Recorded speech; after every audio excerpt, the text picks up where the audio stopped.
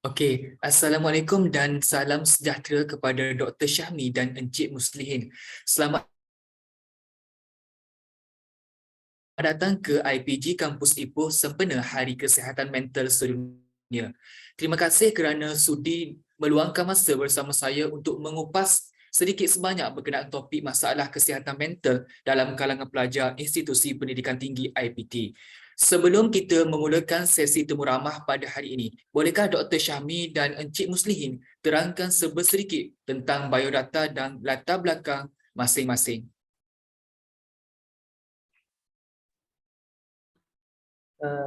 Baiklah, terima kasih Encik Isham. Selaku pengacara majlis kita pada hari ini, pertama sekali saya ingin mengucapkan terima kasih kerana sudi menjemput saya untuk menemu ramah saya pada Hari Kesihatan Dunia di IPG Kampus Ipoh. Jadi saya akan memperkenalkan diri saya terlebih dahulu. Nama saya Dr. Muhammad Amir Syahmi bin Maksud Nizam. Jadi kamu semua boleh panggil saya Dr. Syahmi. Saya merupakan pakar psikiatri di Hospital Kuala Lumpur, HKL, dan saya telah berkhidmat sebagai pegawai perubatan selama 10 tahun. Saya merupakan graduan lepasan Universiti Kebangsaan Malaysia dalam ijazah sarjana muda psikologi, dan saya telah menyambung karier pendidikan saya dalam ijazah sarjana dalam bidang neuropsikologi, dan yang melayakkan saya digelar sebagai ahli psikologi yang berkelayakan. Oh, bukan calang-calang latar belakang pendidikan Dr. Syahmi. Bagaimana pula dengan Encik Muslihin kita? Okey, terima kasih kepada Encik Syam dan penganjur kerana sudi menjemput saya untuk temu ramah pagi ini. Dan tidak lupa juga kepada Dr. Syami kerana sudi bersama kami pada malam ini. Okey, terlebih dahulu ingin saya memperkenalkan nama saya. Nama saya Muhammad Muslihin bin Samsudin, bekas pesakit bipolar disorder sejak tahun 2010 lagi. Sekarang sudah tak masuk tahun kelima, saya bertugas dan berkhidmat sebagai peguam di sebuah firma perundangan di Kuala Lumpur. Alhamdulillah pada tahun ini keadaan kesihatan saya bertambah baik dan saya dalam fasa pemulihan. Itu sahaja Encik Isham.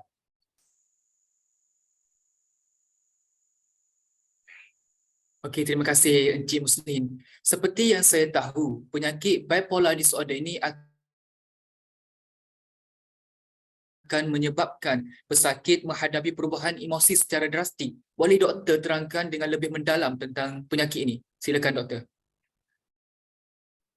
Baiklah, terima kasih ke atas Encik Isham yang sedang bertanyakan soalan.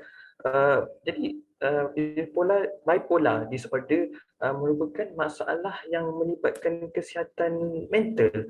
Uh, jadi orang yang mengalaminya boleh berubah perasaan secara tiba-tiba daripada sangat gembira kepada murung secara tiba-tiba, tanpa sebab yang kukuh.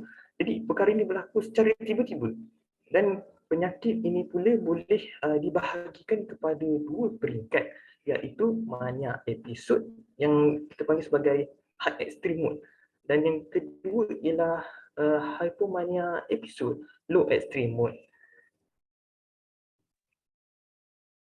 Okey doktor. Jadi doktor, apakah perbezaan antara mania dan hypomania? Boleh doktor kupas sedikit berkenaan dengan mania dan hypomania ni? Okey, baiklah. Perkara ini agak mengelirukan, tapi tak apa, saya akan cuba untuk memberikan anda semua faham perkara ini. Okey, jadi mania ini merupakan perubahan emosi yang berlebihan dan melampau. Jadi hypomania pula perubahan emosi yang tidak terlalu ketara, di mana gejalanya lebih ringan daripada mania. Biasanya hypomania ini berlangsung selama 4 hari sahaja, manakala mania pula kebiasaannya berlangsung sekurang-kurangnya seminggu. Jadi kita lihat kat sini bahawa mania ini berlangsung lebih lama daripada hypomania, maafkan saya. Jadi hypomania memang kita lihat lebih singkat berbanding masa, namun kesannya tetap sama kepada pesakit.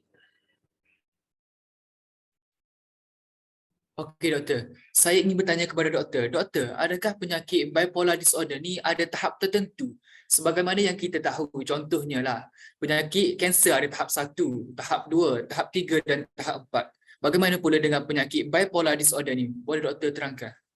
Silakan doktor. Okey, baiklah. Terima kasih.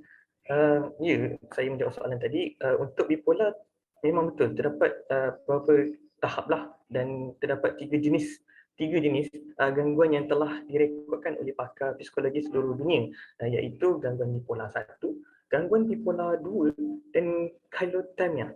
Okey, jadi kita akan kupaskan kepada tiga bahagian tadi lah. Saya akan terangkan satu-satu secara ringkas, di mana gangguan bipolar 1 ini berlaku apabila seseorang individu menunjukkan satu episod mania, sama ada dalam fasa kemurungan atau tidak. Jadi individu tersebut juga mungkin mengalami fasa kemurungan sebelum bermulanya episod mania. Jadi segelintir pesakit telah didiagnosiskan mempunyai kemurungan pada awalnya sebelum disahkan mengidap gangguan bipolar. Jadi pesakit jenis ini boleh menunjukkan gejala psikosis, halusinasi dan delusi. Dan untuk yang peringkat kedua pula, iaitu untuk pesakit gangguan bipolar 2, mereka tidak pernah mengalami fasa mania seperti pesakit bipolar 1. Seperti yang saya terangkan tadi lah, sebaliknya mereka melalui fasa hypomania dan kemurungan. Jadi antara ciri-ciri episod hypomanik adalah kurang tidur daripada biasa dan menjadi seorang yang peramah dan bertenaga. Tapi saya akan terangkanlah perkara ini sebentar lagi. Dan yang ketiga ialah cheilotypia, di mana ini melibatkan episod kemurungan peringkat rendah yang berselang-seli dengan hypomania. Jadi cheilotypia ini telah dikategorikan secara berasingan daripada gangguan bipolar oleh DSM-V kerana perubahan emosi di dalam pesakit kurang dramatik. Walaupun terdapat masa tertentu mereka berada dalam keadaan yang stabil, tapi mereka akan sentiasa kembali ke fasa gangguan bipolar.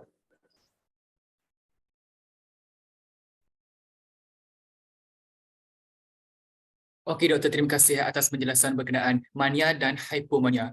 Khususnya kita beralih kepada Encik Muslihin. Boleh Encik ceritakan sedikit sebanyak berkenaan pengalaman Encik semasa menghidap penyakit bipolar disorder ni? Silakan Encik Muslihin. Terima kasih kepada Dr. Syamil atas penerangan yang cukup mengagumkan. Saya sebagai pesakit sangat memahaminya sangat detail. Untuk makluman semua, Dr. Syamil merupakan antara doktor terawal saya jumpa apabila saya didiagnosis sebagai penyakit bipolar disorder. Okey, kita berbalik pada soalan tadi, pengalaman saya menghidap penyakit bipolar disorder. Saya ingat saya lah, ceritanya bermula pada 10 tahun yang lepas. Pada ketika itu, saya berumur 18 tahun dan menduduki peperiksaan Sijil Pelajaran Malaysia, SPM. Pada awalnya, saya rasa normal bagi semua pelajar umumnya untuk berusaha keras untuk mencapai keputusan yang cemerlang dalam peperiksaan. Tapi lain pula dengan cerita saya. Saya bukanlah pelajar yang cemerlang, malah sering dibanding-bandingkan dengan adik-beradik yang lain. Sejak daripada itu, saya telah habiskan masa hampir keseluruhan waktu 24 jam saya dengan belajar, mengulang kaji pelajaran sehingga sampai satu tahap, saya mula untuk menyeksa diri sendiri dan saya mula masuk fasa burnout. Sejak daripada itu, saya mula hilang fokus dan sering dimarahi oleh guru dan keluarga. Itu sahaja Encik Syam. Okey Encik Muslihin. Seterusnya saya ingin bertanya kepada Encik. Boleh Encik terangkan sedikit sebanyak berkenaan simptom bipolar disorder ni? Silakan Encik. Okey, baiklah Encik Syam.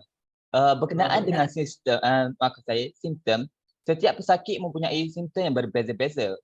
Pada saya pula, simptom pada awalnya saya berasa hilang selera makan dan berat badan saya terus hilang secara mendadak. Pada waktu itu, emosi saya sangat terganggu kerana sering dimarahi oleh guru, tidak dapat menjelaskan apa yang saya rasa kepada orang lain. Tiada siapa pun yang faham apa yang saya rasa dan saya sendiri pun tidak mampu menerangkan apa yang saya rasa. Selain itu, apabila saya berhadapan dengan orang, tangan saya akan bergelegak dan tidak dapat mengawal diri. Sampai satu tahap, saya tidak dapat bernafas dengan baik. Tangan saya akan bergeletar sehingga satu ketika itu saya dimasukkan ke ward kerana kesukaran untuk bernafas. Akhir sekali saya suka untuk lebih menyendiri dan tidak bersosial seperti orang lain.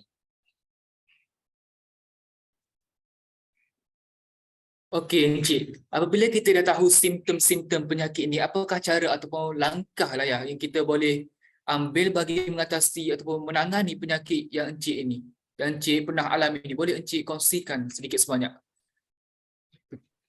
Okey, langkah yang saya akan terangkan ini, saya harap sakit di luar sana dapat mengambil iktibar dan pengajaran daripada kisah saya. Antara langkah terawal, jika anda mula merasakan simptom-simptom yang saya sebut sebelum ini, tolonglah untuk berjumpa dengan pakar-pakar sekretari di hospital dan di klinik kesihatan yang berdekatan. Jangan risau, doktor di sana sedia untuk menerima segala masalah yang anda hadapi dan jangan malu. Letak tepi malu di tepi dan datanglah ke hospital. Selepas saya didiagnosis penyakit bipolar disorder, saya akan berjumpa dengan doktor untuk temu janji untuk mendapatkan rawatan susulan. Selain itu, saya juga kerap bergaul dengan rakan-rakan yang boleh membawa manfaat serta memberi sokongan emosi. Dengan adanya rakan yang boleh dipercayai, saya dapat meluahkan perasaan yang telah lama saya pendam untuk mendapatkan sokongan emosi agar segala perkara negatif dapat dikeluarkan daripada diri saya. Akhir kata, kepada pejuang-pejuang kesihatan di luar sana, terutamanya pesakit bipolar disorder, saya doakan anda terus kuat dan untuk menghadapi dugaan dan tidak berasa malu untuk berhadapan dengan masyarakat kerana anda tidak keseorangan dalam menghadapi cabaran ini. Okey, itu saja.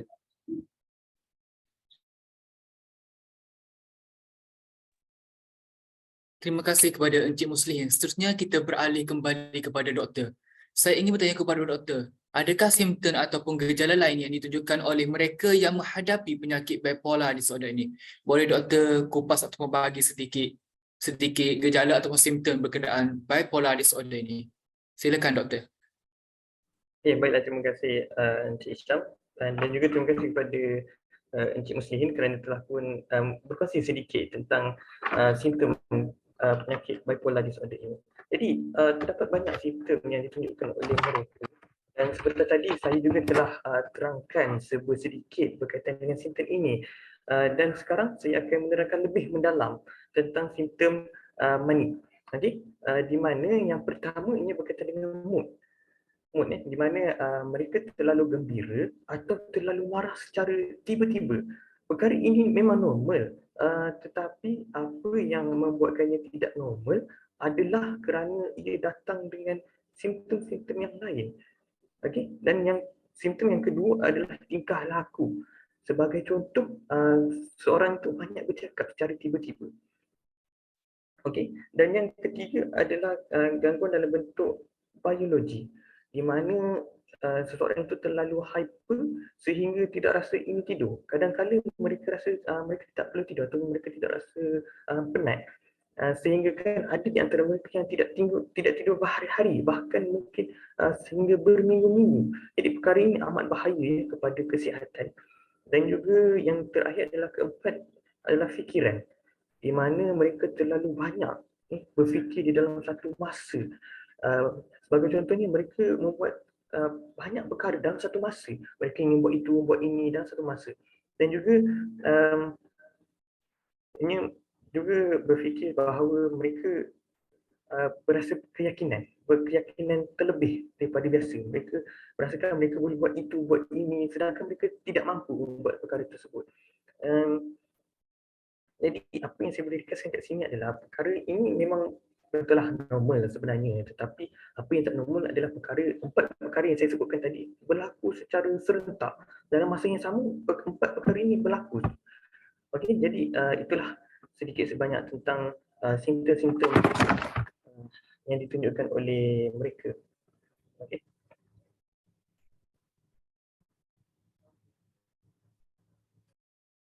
Okey doktor, terima kasih atas penerangan. Kembali kepada Encik Muslihin, apakah nasihat atau mungkin kata-kata semangat yang boleh Encik tujukan kepada penghidap penyakit bipolar ini? Sepatah dua kata daripada Encik Muslihin, silakan Encik. Okey, baiklah Encik Syam. nasihat saya sebagai bekas pesakit bipolar dan saya telah hampir berjuang selama 10 tahun. Walaupun keadaan kesihatan saya belum pulih sepenuhnya, tapi apa yang saya boleh simpulkan sepanjang perjuangan saya sepanjang 10 tahun ini, saya simpulkan kepada pejuang kesihatan di luar sana, saya doakan anda terus kuat semangat dan jangan putus asa dalam perjuangan kita. Jangan sekali-kali pernah menganggap kita ini merupakan satu penyakit yang kita ada ini sebagai satu kelemahan pada diri kita, dan yakinlah apa yang kita ada pada hari ini merupakan kekuatan untuk kita membantu lebih ramai orang di luar sana. Percayalah, ujian yang diberikan oleh Allah kerana Allah sayang. Tiada Allah tidak akan menguji hambanya jika hambanya tidak mampu untuk mengatasinya. Sentiasalah dekatkan diri kepada Sang Pencipta dan teruskanlah untuk berdoa agar diberi kesihatan dan kesembuhan dalam kehidupan ini.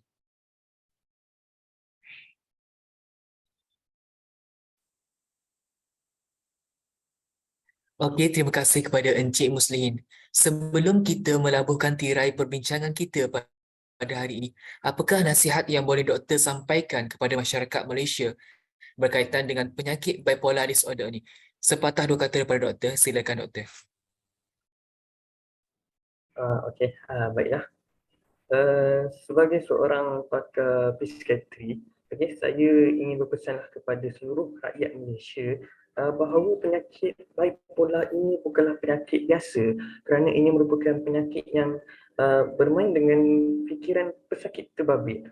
Jadi oleh itu kita mestilah membantu pesakit bipolar untuk mengenal pasti tingkah laku mereka, kerana seperti yang saya katakan tadi, mereka tidak menyedari bahawa mereka mempunyai masalah mental. Mereka tak sedar apa yang mereka buat dan mereka merasakan bahawa perkara itu adalah perkara yang normal. Jadi sekiranya tidak dibendung dari awal, kemurungan atau mania yang saya terangkan tadi boleh bertahan sehingga setahun. Jadi perkara ini dapat menjejaskan kesihatan mereka. Dan juga nasihat saya kepada pengidap bipolar, jangan berputus asa dalam perjuangan anda dan teruskan, kerana percaya bahawa anda semua adalah insan yang kuat, dan percayalah bahawa pelangi akan muncul selepas hujan. Jadi saya rasa itu saja nasihat yang saya ingin berikan kepada anda semua.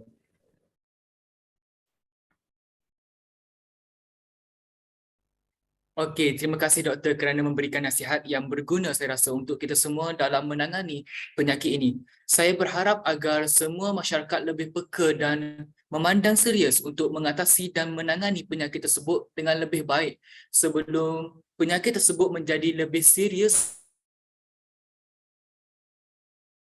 dan mendatangkan kesan yang buruk kepada kita. Justru itu saya akhiri sesi temu ramah kita pada hari ini dengan serangkap pantun yang berbunyi, kalau ada sumber di ladang boleh saya menumpang mandi, kalau ada umur yang panjang boleh kita berjumpa lagi. Sekian tamatlah temu ramah kita pada hari ini. Wabillahi taufik wal hidayah. Wassalamualaikum warahmatullahi wabarakatuh.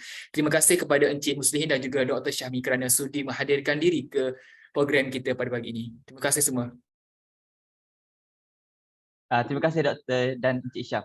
Terutamanya kepada Institut Pendidikan Kampus Ipoh. Terima kasih semua. Baiklah, sama-sama.